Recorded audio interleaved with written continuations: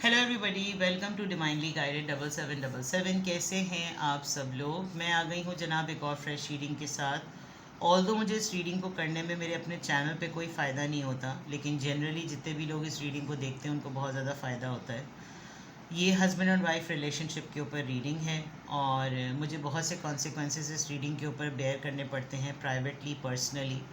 और ज़ाहिरी बात है, हस्बैंड एंड वाइफ से रिलेटेड रीडिंग होती है। बहुत सी ऐसी चीज़ें इसमें पता चलती हैं, जबकि ये जनरल रीडिंग होती है।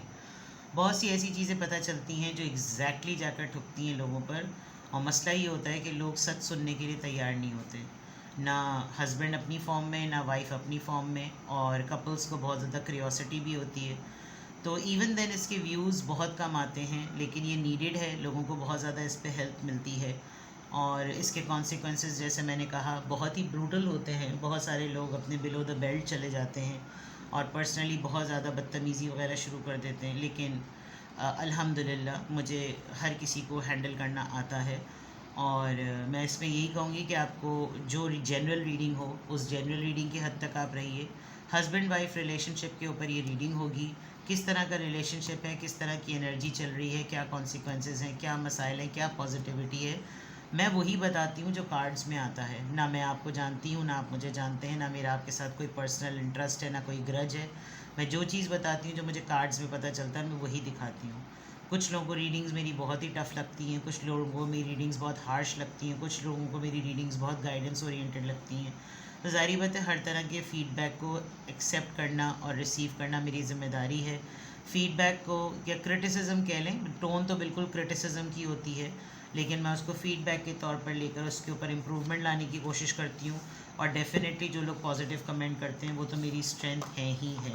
उन्हीं की वजह से मेरे अंदर रोज़ाना एक मोटिवेशन आती है कि मैं रोज़ाना रीडिंग्स को अपलोड करूँ। वो मेरे काम को सराहते हैं और मैं वही काम करती रहूँगी जिससे वर्ल्ड एट लार्ज, ग्लोबली जिनको जिनको लोगों को फ़ायदा हो रहा है। मुझे थोड़े बहुत लोगों के क्रिटिसिज्म की वजह से कभी भी मैं डिमोटिवेट नहीं होती। पर्सनल लाइफ में तो इससे भी बड़े बड़े चैलेंजेस होते हैं जो कि बहुत ज़्यादा हर्टिंग होते हैं, लेकिन जब उन चीज़ों से इंसान निकल गया तो फिर ये तो कुछ भी नहीं है। तो हस्बैंड एंड वाइफ रिलेशनशिप के ऊपर ये रीडिंग है। मैं आपको पहले ही डिस्क्लेमर दे रही हूँ कि ये पॉजिटिव भी हो सकती है और ये नेगेटिव भी हो सकती है। कुछ लोग इसमें ये हरकतें कर रहे हैं जो मैंने आपसे थोड़े दिनों पहले कहा था कि मैं आपको गाइड भी करूँगी। मैंने हाई प्रीस्टिस पे कहा था, ये डिवाइनली गाइडेड पे। कुछ लोग इतने माजरत के साथ अहमक हैं कि वो पूरी की पूरी जनरल रीडिंग को, क्योंकि मुझे पता चली ये बात तो मैंने कहा मैं आपको बता दूं, आप ये चीज़ ना करें। जनरल रीडिंग को डाउनलोड करने के बाद अपने स्पाउस को भेजने के बाद उन्होंने कहा कि तुम ये सब कुछ कर रहे हो। और जनाब वो फिर शुरू हो गए। बेचारे को पता नहीं था कि वो किसके साथ शुरू हो रहे हैं। अपनी बीवी के साथ तो वो शुरू हुए होंगे, तो वहाँ तो उन्होंने लान तान जो कुछ भी की होगी। उनको ये नहीं पता था कि वो मेरे साथ अगर शुरू हो गए तो वो जड़ा मुँह थे, वो जड़ी चपेड़ हो जाएगी उनके साथ। तो बहरहाल बेचारे कहाँ से आए थे और कहाँ किस तरफ उनका रुख हो गया। लेकिन ये बड़ी बेवकूफ़ाना बात है। आपको मेरे ख़्याल में दुनिया का हर टैरो रीडर जितने भी यूट्यूब पे मौजूद हैं वो आपको कहते हैं कि ये जनरल रीडिंग है। और ये रीडिंग्स तो इतनी सेंसिटिव होती हैं, specially extra marital affair, divorce, cheating, what are they hiding from you. जो टाइटल्स मेरी रीडिंग पे मेरे चैनल पर आपको मिलते हैं, ये बहुत सेंसिटिव टॉपिक्स होते हैं। मैं हमेशा कहती हूँ कि इनकी बेसिस पर आपने कोई फाइनल डिसीजन नहीं बनाना। यानी आप जनरल रीडिंग को कैसे पूरा का पूरा अपने ऊपर इम्पोज कर सकते हैं। जनरल रीडिंग में आप वो चीज़ पिक करें जो आपसे मैच करती है और फिर उस पूरी सिचुएशन को प्रोसेस करें, समझें और फिर लाएं, अमल लाएं, and then go for your private reading. ठीक है, प्राइवेट रीडिंग आपको मिलेगी, आपको कंसल्टेशन मिलेगी। इवन देन आपको जब कंसल्टेशन मिलती है तो आपके साथ कोई टॉक्सिक पर्सन रह रहा है, डॉक्टर ने आपको दवाई दी है, आप उस दवाई को आधा तोड़ के ज़बरदस्ती उसके मुंह में थोड़ी डाल देंगे, देखो मेरा इलाज चल रहा है तो तुम भी इलाज करवा लो। नहीं, आपने उस पूरे प्रिस्क्रिप्शन पर, उस पूरी रेमेडी पर ख़ुद काम करना है। आपका काम करेंगे, आपका बिहेवियर चेंज होगा, आपकी मेंटालिटी बदलेगी, आपका एक्शन बदलेगा, सामने वाले पर असर होगा। ये तरीक़ाकार होता है। तो मैं फिर भी हिम्मत करके, क्योंकि टॉपिक तो है, टॉपिक तो इम्पॉर्टेंट है, और मैं तो किसी के बाप से नहीं डरती, माजरत के साथ। जिससे डरना है मैं उसी की ज़ात से डरती हूँ, वही मेरा राज़िक़ है, वही मेरा मुहाफ़िज़ है। End of course I am my Athar. मेरे तमाम स्पिरिट गाइड्स, मेरे तमाम मौला मेरी मदद करते हैं और इसमें मुझे कोई भी डिफ़िकल्टी नहीं होती। चलिए, sorry for the big intro, लेकिन ये इम्पॉर्टेंट बातें हैं, आप सब लोगों के लिए बहुत ज़्यादा अहम हैं। देखते हैं कि हस्बैंड वाइफ रिलेशनशिप के ऊपर क्या एनर्जी आ रही है, किस तरह के मामलात हैं। Husband wife relationship energy, first of all situation and energy. चलो जी, लवर्स का कार्ड आ गया। Gemini, husband wife relationship, the star, ये बेचारी जल्दी में आ गई हैं, कुछ नहीं मिला, चड्डी बनियान। स्टार, हस्बैंड वाइफ रिलेशनशिप की energy, night of swords, Libra, Gemini, Aquarius,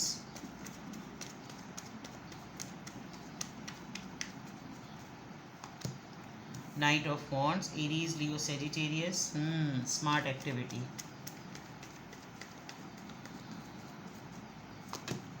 S of husband wife relationship की एनर्जी में ऐसा लग रहा है कि दोनों मियाँ बीवी में से किसी के पास अभी लेटेस्ट कोई करियर अपॉर्चुनिटी आई है। कुछ नया स्टार्ट करो, तुम बहुत ज़्यादा टैलेंटेड हो, तुमने क्या अपना हाल बना लिया। कहीं पे आपकी लव मैरिज हुई है शायद, यहाँ लवर्स का कार्ड है, एंड यू वर, आपकी जब शादी हुई तो आप काफ़ी क्वालिफाइड और टैलेंटेड, इवन स्किल्ड पर्सन नज़र आ रहे हैं। इस वक्त ऐसा लग रहा है कि जैसे आपने अपने हस्बैंड से ख़ास तौर पर एक फरमाइश की है कि मुझको ये काम करने दें, आगे पढ़ने दें, मैंने जो पढ़ा है उसके ऊपर मुझे काम करने दें, मेरी फील्ड से रिलेटेड मुझे कोई काम करने दें। मैं कोई बिज़नेस स्टार्ट करना चाहता हूँ या करना चाहती हूँ, मेरे इस नए वेंचर में आप इन्वेस्ट करें, कुछ ऐसी चीज़। और जैसे ही आपने ये आइडिया प्रेजेंट किया है, इट लुक्स लाइक कि आपके पार्टनर जो है ना, आपके स्पाउस बहुत ज़्यादा इम्पल्सिव हो गए इसको सुन के, और वो बड़ी तेज़ी से आपकी तरफ आए, बिकॉज़ दे नो कि आप कितनी पोटेंशियल और स्ट्रेंथ रखते हैं। इन्होंने आपको बहुत ज़्यादा रोमांटिसाइज़ करने की कोशिश की है। इनको कहीं ना कहीं इस बात का हकीकतन फेयर है कि अगर आप फील्ड में उतर गए तो आप फिर कुछ बड़ा ही करके जाएंगे। आपको मॉडलिंग की ऑफ़र आई होगी, मुझे तो बहुत ज़्यादा ये लग रहा है, तभी मेरी हंसी भी छूट गई थी। मॉडलिंग की, स्टिल फोटोग्राफी की, फैब्रिक्स, टेक्सटाइल्स की जो होती है, जिसके अंदर आपको कोई इंटरव्यू कोई रैंप वैम्प पे नहीं चढ़ना होता, लेकिन हाँ फेस रिवील हो जाता है और मॉडलिंग की ऑफ़र आ जाती है। पोर्टफोलियो आपने अपना कहीं शेयर किया है, या तो आप आर्टिस्ट हैं, आपका किसी ह्यूमैनिटीज़ की फील्ड से कोई ताल्लुक़ है, आप राइटर हैं, स्क्रिप्ट राइटर हैं, डायलॉग, मीडिया, लिटरेचर, आर्ट, कोई ऐसी चीज़ जो कि डिजिटल साइंसेस से आपका ताल्लुक़ है, कोई ऐसी चीज़ जो कि आपकी बड़ी स्किल को इन्हांस करती है, और आप इसके अंदर या तो आपने काम करना शुरू कर दिया था, आपके पर्सन, आपके स्पाउस को पता चल गया, उन्होंने काफ़ी आपके ऊपर तैश और गुस्सा दिखाया है, लेकिन एट द सेम टाइम उन्होंने आपको कंट्रोल और काम करने के लिए या तो उन्होंने कोई सेक्सुअल एक्टिविटी की है, आपके ऊपर लव बॉम्बिंग कर दी है, बिकॉज़ वो कोशिश तो उनकी ये अपॉर्चुनिटी है तो बहुत अच्छी, ऑफ़र है तो बहुत अच्छी, और हो सकता है उन्होंने आपको इस एरिया से डिस्ट्रैक्ट करने के लिए ये भी कह दिया हो कि देखो तुम ये छोड़ो, मुझे तुम्हारे जज्बात की और तुम्हारी ख्वाहिशात की कदर है, लेकिन तुम ये छोड़ो, तुम ऐसा करो, इस ऑफ़र को कंसिडर करो। एंड ये हो सकता है ये ऑफ़र इनकी तरफ से आ रही है, बिकॉज जो वॉन्ड इस बंदे के हाथ में है वही वॉन्ड अकेला निहत्ता एक ज़मीन पर गड़ा हुआ है, और उसकी तरफ बटरफ्लाई आ रही है। That means there is a big chance कि अगर तुम इस तरफ तुमने अपना ध्यान किया तो यू नेवर नो कि तुम्हारा इस तरफ भी करियर और फ्यूचर बन सकता है। स्ट्रांगली मुझे लग रहा है कि जैसे आपने अपने स्पाउस को ये कहा है कि मुझे कुछ करना है और मुझे ये करने की इजाज़त दी जाए। द लवर्स का कार्ड यहाँ पर क्यों आया? Well, it's a very stupid question, लेकिन फिर भी पता करने की ज़रूरत है कि ये लवर्स का कार्ड क्यों आया, बिकॉज टैरो रीडिंग का कमाल ही ये होता है कि वो पूरी रीडिंग को पलट देती है। द लवर्स का कार्ड यहाँ पर क्यों आया है? द लवर्स का कार्ड यहाँ पर क्यों आया है? Two of swords. आप बहुत दिनों से दो चीज़ों में बटे हुए हैं, विच आई कैन लिटरली सी के एक तो आपका अपना स्पाउस है और दूसरा आपका करियर, आपकी ख्वाहिश, आपकी wish list in terms of your professional growth, और उस पर आपको बहुत ज़्यादा ये फील हो रहा है कि मैं करूं तो क्या करूं, मेरा पार्टनर मुझसे मोहब्बत भी उतनी कर रहा है, लेकिन ये मोहब्बत फ्रीडम पे नहीं है, ये मोहब्बत ऑब्सेशन और कंट्रोल पर है। तो कहीं ना कहीं एक नार्सिसम वाला जो एलिमेंट है ना वो ज़रूर होगा, और इसका हल ओवर लव करना नहीं है, इसका हल ओवर लव बॉम्बिंग करना नहीं है, क्योंकि वही तो उनका टारगेट है। आप बहुत ज़्यादा ना कंफ्यूज्ड हो गए हैं और आप इस ठहरे हुए रिलेशनशिप की एनर्जी से उकताए हुए नज़र आ रहे हैं और आपको फ़ैसला करना है, लेकिन आप फ़ैसला कर नहीं पा रहे। The star card husband wife relationship की रीडिंग में क्यों आया है? दी एम्परर। यह तो आपने इस दफ़ा ज़िद पकड़ ली है कि मैंने हर हालत में ये काम करके रहना है, लेकिन आपके मेल स्पाउस आपको बहुत सारे वो फैक्टर्स दिखा रहे हैं, क्योंकि वो जानते हैं या तो आप हैं मल्टीटास्किंग, आप कर लेंगे, लेकिन ये फ़ियर आपके मेल स्पाउस को है, भाई बच्चों का क्या होगा, घर की जिम्मेदारियों का क्या होगा, मेरा क्या होगा, तुम्हारी तवज्जो तो बढ़ जाएगी, तुम फिर कैसे इस चीज़ को इम्पोर्टेंस दोगी, इसका ख्याल कौन रखेगा, रोटी कैसे मिलेगी, खाना कब पकेगा, मेरे कपड़े इस्त्री कौन करेगा। अरे भाई बस, अब मैं क्या कहूँ। ठीक है, आपने लिटरली अपनी विश के लिए ज़िद पकड़ी हुई है और आपके जो स्पाउस हैं उन्होंने अपने तौर पे ज़िद पकड़ी हुई है। आप अपनी एड़ी चोटी का ज़ोर लगा रहे हैं कि मैं ये करके मैंने रहना है, वो अपनी चोटी एड़ी चोटी का ज़ोर लगा रहे हैं कि मैं इसको किसी ना किसी तरीके से मना कर दूँ। अच्छा, ये जो आपका इम्पल्सिव एटीट्यूड नज़र आ रहा है हस्बैंड वाइफ रिलेशनशिप की रीडिंग में, ये ऑफ़र ना बड़ी टेम्परेरी है। आप इनको बहुत हद तक कन्विंस करते हुए नज़र आ रहे हैं कि देखें, आप मेरी बात को समझें, आप इस चीज़ को मान लें, चीज़ें ठीक हो जाएंगी, मैं सारी चीज़ें मैनेज करने के लिए पूरी कोशिश करूँगा या करूँगी, लेकिन मेरे पास अगर ये अब ऑफ़र मैंने अवेल नहीं करी तो ये आइंदा आने सालों में नहीं मेरे पास दोबारा आएगी। एंड आपके स्पाउस जो हैं वो इसी चीज़ का फ़ायदा उठा रहे हैं, वो इस टाइम को, इस अपॉर्चुनिटी के ऊपर एक अपनी नाराज़गी वाली फ़ोर्स अप्लाई कर रहे हैं, ताकि नाराज़गी वाली फ़ोर्स में इतना लंबा हो जाए ये मामला कि आपके हाथ से ये चीज़ निकल जाए। आप खाना पीना छोड़ देंगे या आप भी ज़िद में आ जाएंगे, लेकिन इस वक्त आप एक कन्विंसिंग मोड में हैं कि भाई मैं खुशी खुशी चीज़ों को मना लूँ, लेकिन शायद आपके पार्टनर जो हैं इस वक्त आपकी किसी भी ऑफ़र को एक्सेप्ट नहीं कर रहे, और ये वाइस वर्सा भी हो सकता है। नाइट ऑफ वॉन्ड्स यहाँ पर क्यों आया है? नाइट ऑफ वॉन्ड्स यहाँ पर क्यों आया है? Queen of pentacles. देख लीजिए, इनको पता है कि वंस आपने काम शुरू किया, आप फाइनेंशियली इनके ऊपर डिपेंडेंट नहीं होंगे। इवन आपकी इंटेंशंस अच्छी हैं कि आप जब अपनी अर्निंग, आप सेल्फ सफिशिएंट और सेल्फ इंडिपेंडेंट हो जाएंगे, specially wealth point of view से, तो आप कंट्रीब्यूट ही करेंगे। लेकिन इस इंसान को ये फ़ियर है कि एक यही चीज़ तो है जिसकी वजह से ये मेरे पर को डिपेंडेंट और मेरे मातहत है। अगर मैंने इसको इसमें भी एम्पावर कर दिया तो मसला बिगड़ जाएगा।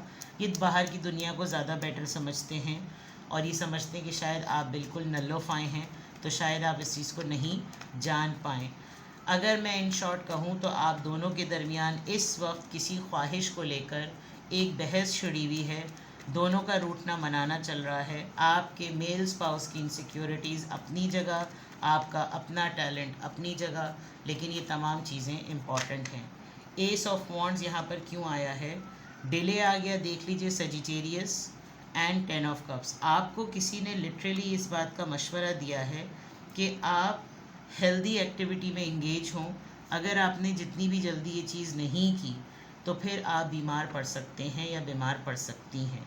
ये अपॉर्चुनिटी, ये ऑफ़र आपको एक बड़े टाइम के बाद मिली है और आप अपनी फैमिली की बेनिफिट के लिए ही ये चीज़ सोच रहे हैं। शायद आपको ये आपके ख़ानदान के किसी ऐसे पर्सन ने इनकरेज किया है, इनिशिएटिव लिया है कि तुम इस तरफ सोचो और इस तरफ कुछ ना कुछ करो, लेकिन आपके पर्सन को, आपके स्पाउस को ये बात पसंद नहीं है and they are not at all willing कि आप इन लाइंस की तरफ सोचें और इस तरफ जाएं, वरना घर का सुकून जो है ना वो मिस होगा।